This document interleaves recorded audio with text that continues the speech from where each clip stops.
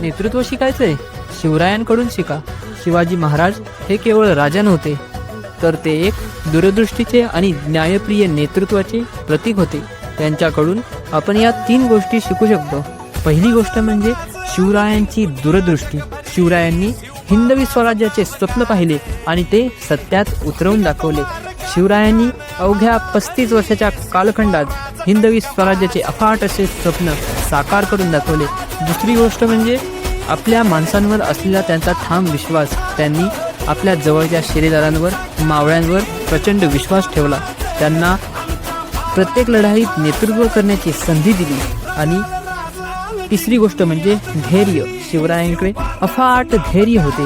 कितीही संकटे आली, कितीही आक्रमणे आली, तरी ते खचले नाहीत. आजच आपल्या जीवनात सुद्धा या 3 गोष्टी उतरवा आणि शिवरायांसारखे नेतृत्व घडवा.